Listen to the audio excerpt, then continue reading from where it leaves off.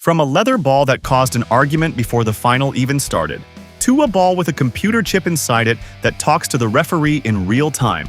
This is the story of the most important object in the history of sport, the football. And today, we're going all the way back, 1930, Uruguay, the very first World Cup, all the way through to 2026. Let's go.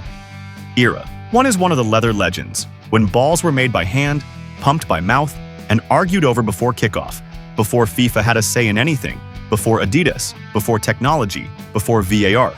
The ball was whatever the host country could put together. And the arguments? Absolutely real. Ball 1 is the T model and Tiento from the year 1930. Argentina showed up with their ball, the Tiento. Uruguay had its T model, and in the final, they couldn't agree. So they played the first half with Argentina's ball, and Argentina led 2-1. They played the second half with Uruguay's ball. Uruguay scored 3 goals and won by 4-2 and became the first world champions. The ball literally changed the result. Ball 2 is the Federale 102 from the year 1934. Italy hosted and made the ball. The Federale 102 was made with 12 hand-stitched leather panels, visible laces made by the Italian government's own sports bureau. Ball 3 is the Allen from the year 1938. Allen had 13 leather panels, hand-stitched and hand-inflated. A French manufacturer made it. Allen was simple, functional, and was used in a World Cup that was played under the shadow of a world about to go to war. Ball 4 is the Super Ball Duplo T from 1950, which came 12 years later as the war had taken everything. In 1950, football came back, and Brazil gave us the Duplo T. It was the first ball with hidden laces and a rubber valve you could inflate with one pump. You didn't need to re-inflate the football mid-game for the first time ever, and it was revolutionary. Ball 5 is the Swiss world champion from 1954. Here's where things really changed. Switzerland produced a ball with no laces at all, with interlocking panels and seamless construction. FIFA gave it the stamp of approval as an official match standard. This is where modern football was born. Ball 6 is the Top Star from 1958. Top Star was selected from over 100 submissions. Swedish manufacturer Sidlater AB made it. It was lighter, with a more consistent bounce and aided in faster play. You know who loved this ball? A 17-year-old from Brazil called Pelé. He scored 6 goals in this tournament and introduced himself to the world on this ball. Ball 7 is the Crack from 1962. Crack had 18 panels, was golden brown, and made locally by Senor Custodio Zamora.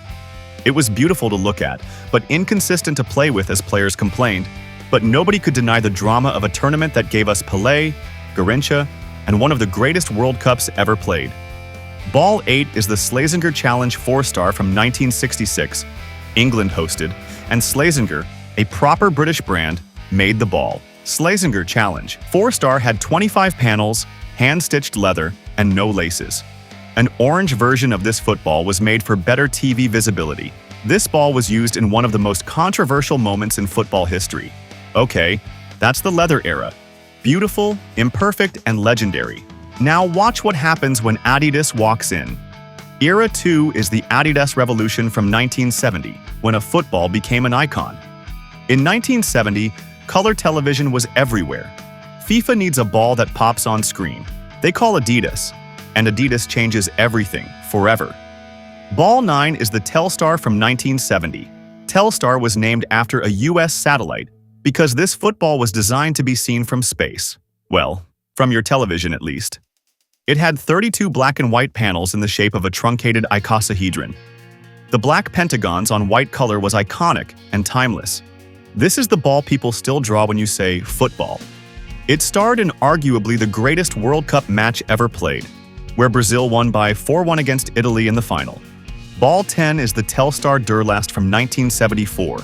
It had the same iconic design as Telstar, but Adidas added a special waterproof coating called Durlast to protect against water absorption. In a tournament played in often wet German weather, this was genius. Ball 11 is the Tango from 1978. If the Telstar was the most recognized ball, the Tango is the most beautiful.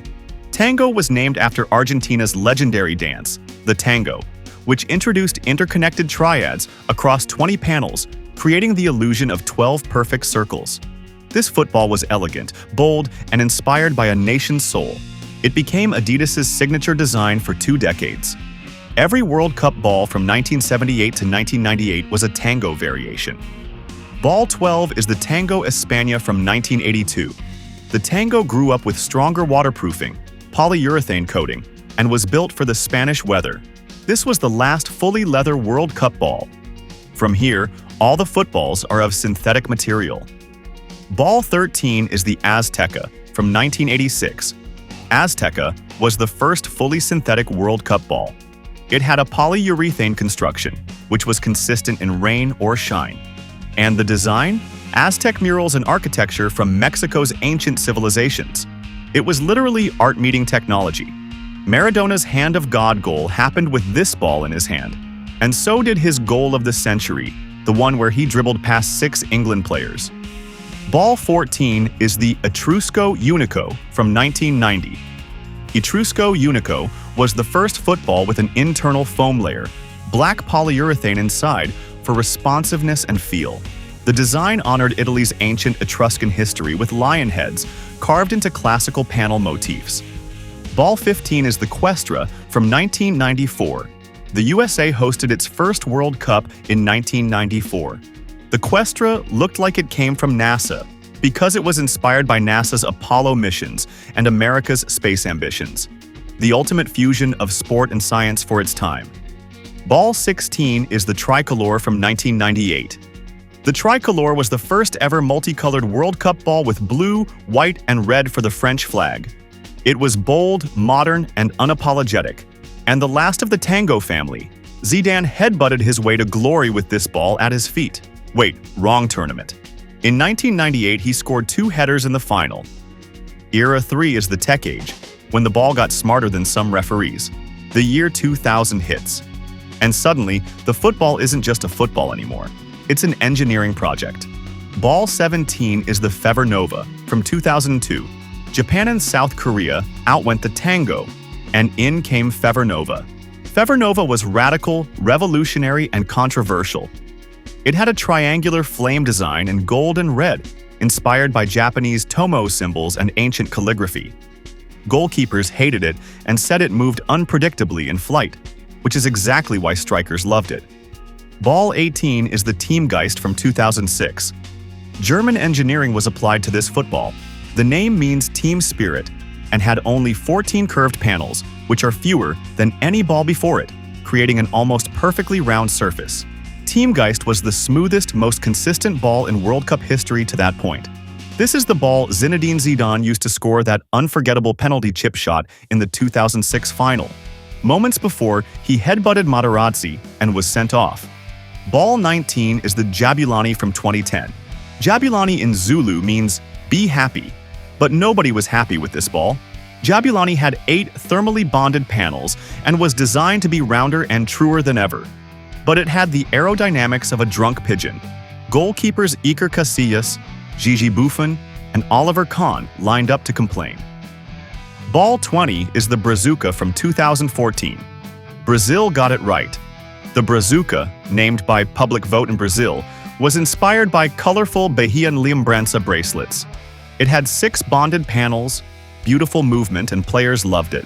Players scored 171 goals in this tournament, which was the highest scoring in 20 years. Ball 21 is the Telstar 18 from 2018. Telstar 18 was a tribute to the greatest ball in history, Telstar, but rebuilt for the digital age. The classic black and white pattern was pixelated with 6 panels, and for the first time, a chip inside the football was used. An NFC chip you could tap with your phone to unlock exclusive World Cup content, the first smart World Cup ball. Ball 22 is the Al Rihla from 2022. In Arabic, Al Rihla means the journey. And what a journey! This ball had 20 panels. Inspired by Qatari culture, the Pearl River, and the dhow boats of the Persian Gulf. This was the first World Cup ball produced entirely with water-based inks. But the real innovation is a suspended motion sensor chip inside the ball which tracks in-game data. This ball could tell whether your toenail was offside. Messi lifted the trophy under this ball's watch. Ball 23 is the Trionda from 2026. Trionda means 3 nations, 3 waves of passion rolling across a continent. The red is for Canada's maple leaf. green for Mexico's eagle, and blue for America's stars. Gold detailing for the FIFA World Cup trophy itself. And that wave design? It's inspired by La Ola. The technology has never been seen before at a World Cup. It has a 500 Hz motion sensor chip. That's 500 readings per second is embedded inside one of 4 specially constructed panels. From a leather ball that 2 countries argued about before a single final kick was taken, to a ball with a heartbeat, a computer chip reading 500 times per second, connected to cameras, AI, and referees across a stadium. That's not just football history, that's human history. Because this ball, this round, stitched, pumped, coated, beautiful object is the most universal language on Earth. In Brazil, kids play with it on dirt. In England, fans argue about it in pubs. In India, teenagers stay up until 3 a.m. just to watch it roll into a net. You don't need to speak the same language. You don't need the same culture, the same religion, the same background. You just need a ball.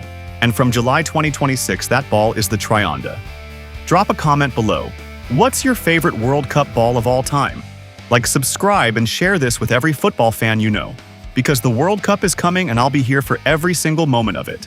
See you in the next one.